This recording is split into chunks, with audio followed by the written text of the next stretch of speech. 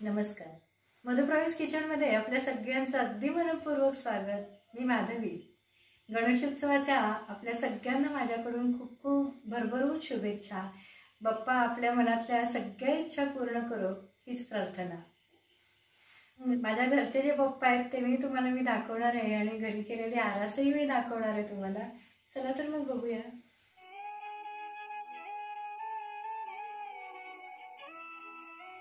ही गणपती बाप्पांची मूर्ती आहे ती मी घरीच बनवलेली आहे शाडू मातीपासून.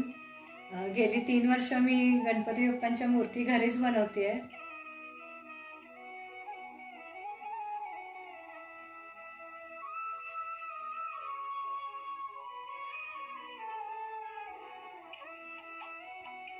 आणि बाप्पांची जी आरास केलेली आहे ती माझ्या मुलीनं केलेली आहे.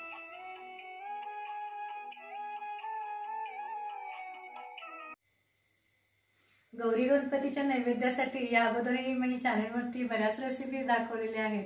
उकडीचे मोदक, पारंपरिक साटोरी, खजूर साटोरी, बालुशाही, ओल्या नारळाच्या गुलकंद घालून केलेल्या करंज्याही मी 2 दिवसापूर्वीच तुम्हाला दाखवलेल्या आहेत. तर आजही अशीच एक खास रेसिपी बाप्पांच्या नैवेद्यासाठी मी केली आहे, ती म्हणजे धारवाडी पेढे. आपल्याकडे सातारचे कंदी पेढे प्रसिद्ध आहेत, तसंच नृसिंहवाडीचे पिके पेढेही प्रसिद्ध आहेत. तसेच कर्नाटकामध्ये हे धारवाडी पेढे खूप प्रसिद्ध आहेत. तुम्हाला दाखवते मी. आपल्या पेढ्यांसारखे हे पेढे चवीला खूप छान असतात आणि याचं टेक्स्चर एक रवाळ असतं आणि चवही खूप छान असते याची. तर आज या गणेशोत्सवाच्या निमित्तानं ही खास रेसिपी धारवाडचे पेढे मी आज तुम्हाला दाखवणार आहे कसे करायचे. चला तर मग बघूया की धारवाडी पेढे कसे करायचे. हे धारवाडचे सुप्रसिद्ध पेढे बनवण्यासाठी आपल्याला साहित्य काय काय लागणार आहे आपण बघूया. इथं मी 200 ग्रॅम खवा घेतलेला आहे आणि 100 ग्रॅम पनीर घेतलं आहे. हे पनीर अगदी फ्रेश असलं पाहिजे. त्याच्यानंतर 100 ग्रॅम म्हणजे साधारण अर्धा कप साखर आहे. इथं बुरा घेतला आहे अर्धा कप. त्याच्यानंतर इथं 2 टेबलस्पून दूध घेतलं आहे. थोडंसं तूप लागणार आहे आपल्याला, 2 छोटे चमचे आणि वेलची पावडर. मी इथं पॅनमध्ये पनीर खिसून घेते.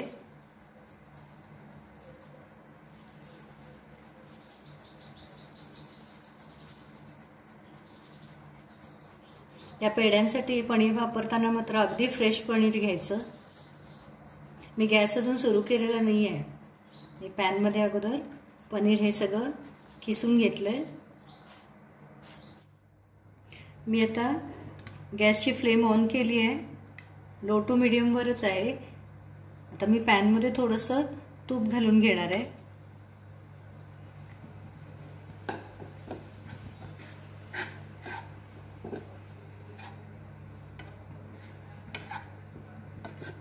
लो टू मीडियम फ्लेमवरच आपण हे पनीर भाजून घ्यायचंय चांगलं. पनीर आपल्या पॅनला अजिबात चिकटू नये म्हणून आपण तूप घालून घेतलंय. आता 3-4 मिनिटं आपण हे पनीर भाजून घ्यायचंय. आता 4 मिनिटं झालेली आहेत. आता याच्यामध्ये मी अर्धा कप आपण जी साखर घेतलेली आहे 100 ग्रॅम ती घालून घेते.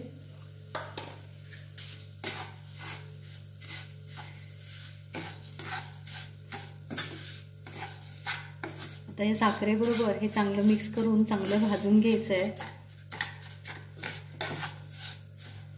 गॅसची फ्लेम मात्र लो टू मीडियमवरच ठेवायची आहे, कारण थोडं तरी करपलं तर आपल्या पेढ्यांचा वास आणि चव दोन्ही बदलणार आहे. लो टू मीडियम फ्लेमवरच मी हे पनीर 5 मिनिटं भाजून घेतलंय. आता आपण ह्याला ब्राऊन कलर येईपर्यंत चांगलं शिजवून घ्यायचं आहे. याचा कलर बदलला पाहिजे.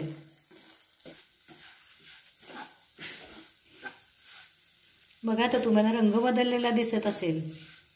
थोडासा बदामी झालाय रंग. आपल्याला थोडासा अजून ब्राऊन करायचा आहे.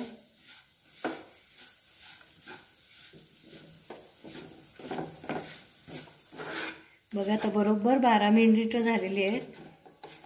बघा चांगलं ब्राऊन झालेलं आहे.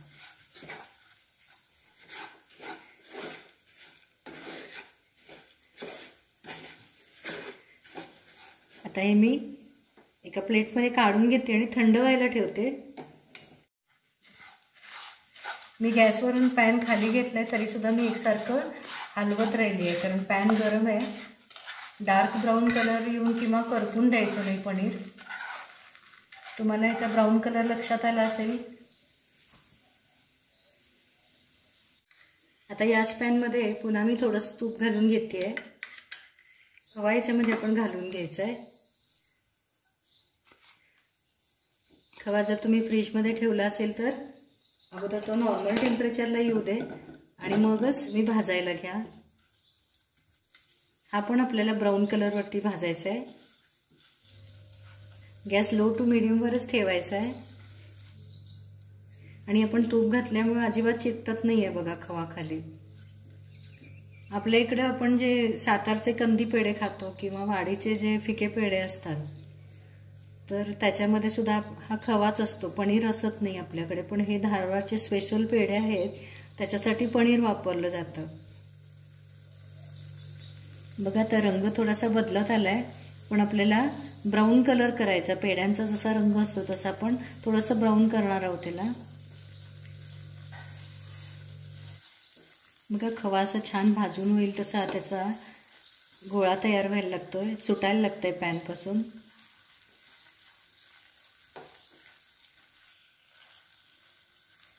पनीर आणि खवा भाजणं ह्या दोनच स्टेज खूप महत्त्वाचे आहेत हे पेढे करत असताना.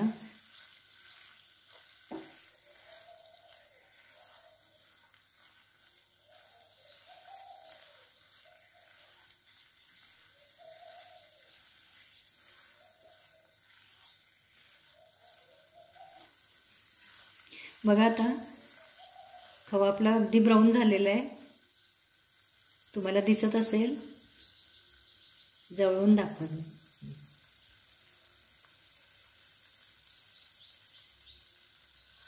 आता गॅस मी बंद करते आणि हा खवाही काढून घेऊन आपण थंड व्हायला ठेवूया. आता पनीर आपलं पूर्ण थंड झालेलं आहे. आता आपण हे मिक्सरमधून थोडंसं बारीक करून घेणार आहोत.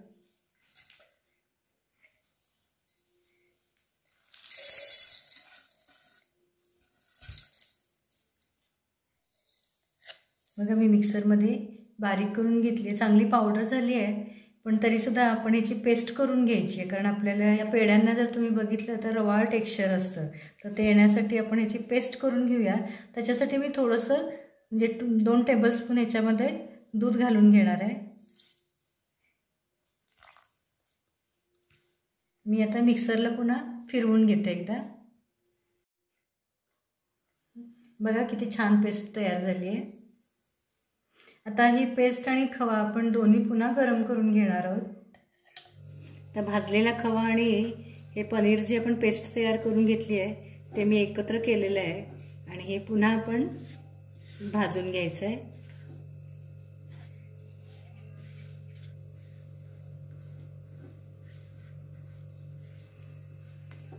तर हे मिश्रण आणखी गरम करून घ्यायचं की जेणेकरून आपल्याला ह्या स्टेजला यायला पाहिजे की आपल्याला त्याचे पेढे बांधता आले पाहिजेत.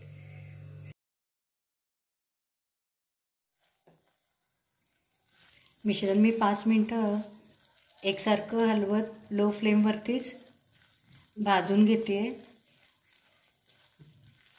चांगलं एकजीव झालं आहे आणि कलरसुद्धा चांगला आला आहे. बघा अगदी पेढ्याचा जसा धारवाडी पेढ्याचा रंग असतो तसा आलेला आहे.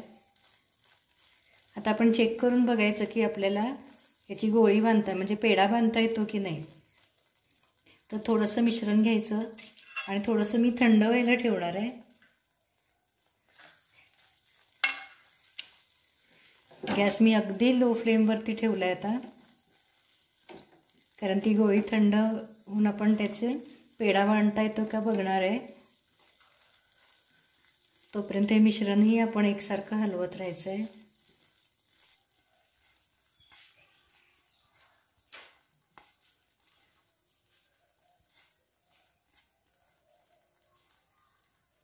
थोडासा अजून पातळ होतोय गोळा, थोडंसं अजून मिश्रण आपण भाजून घेऊया.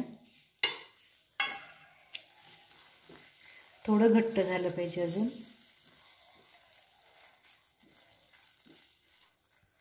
आता पुन्हा एकदा पण मी थंड करायला ठेवते. आणि याची गोळी होते का बघूया आपण. आपल्याला पेढा बांधता आला पाहिजे याचा.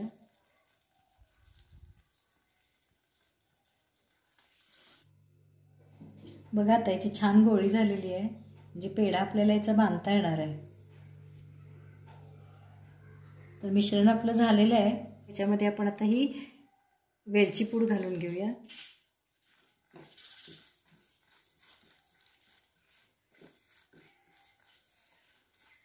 आता मी गॅस बंद करते आणि हे मिश्रण एका बाउलमध्ये आपण काढून घेऊया.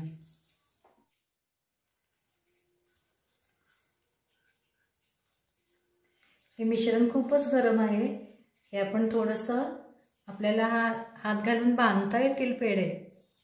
या टेम्परेचरला येईपर्यंत आपण थोडंसं थांबायचं आहे आणि मग त्याचे पेढे बांधणार आहोत आपण. मिश्रण आता हात घालणे इतकं कोमट झालेलं आहे याच्यामध्ये. आता हे असं कोमट असतानाच आपण याचे पेढे वळून घ्यायचे. तर मापाला आपण एखादा चमचा घ्यायचा, म्हणजे आपले पेढे सगळे एकाच मापाचे होतात.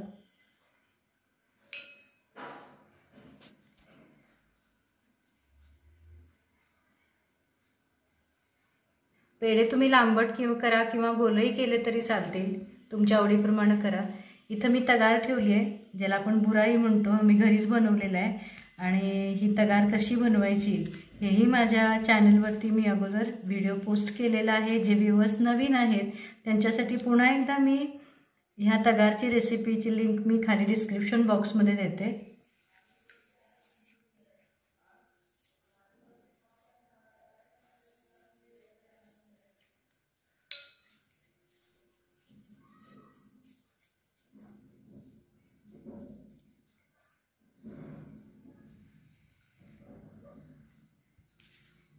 हे पेढे या तगारमधून घोळवून घ्यायचे फक्त. या तगारमुळे मिठाई जी आपण बनवतो त्या मिठाईला खूप छान स्वाद येतो. लाडूसाठी सुद्धा मी ही तगार वापरते. जेव्हा मी बेसनचे लाडू करते तेव्हाही मी तगार वापरते.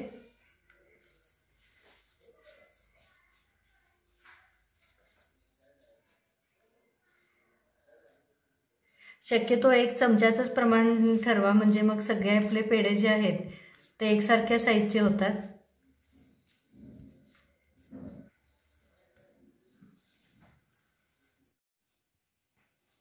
बघा आपले सगळे पेढे करून तयार आहेत. किती सुरेख दिसत आहेत बघा. हे धारवाडी पेढे आहेत, तुम्ही नक्की करून बघा. आणि मी दिलेल्या प्रमाणामध्ये याच्यामध्ये बरोबर माझे हे 25 पेढे झालेले आहेत. हे धारवाडी पेढे चवीलाही खूप छान असतात आणि आपल्या इकडे पेढे मिळतात त्याच्यापेक्षा खूप छान असं रवाळ एक टेक्स्चर असतं त्याला. तर तुम्ही ही रेसिपी नक्की ट्राय करून बघा आणि कशी झाली आहे किंवा ही तुम्हाला रेसिपी कशी वाटली तेही जरूर कळवा. रेसिपी आवडली तर चॅनलला जरूर सबस्क्राईब करा. तुम्ही वेळात वेळ काढून माझी रेसिपी पाहिली त्याबद्दल खूप खूप धन्यवाद. चला तर मग इथंच थांबूया. पुन्हा भेटूया एका नव्या रेसिपीसोबत. आणि पुन्हा एकदा सगळ्यांना तुम्हाला गौरी गणपती उत्सवाच्या अगदी मनापासून खूप खूप शुभेच्छा. Good food, good health. Bye bye.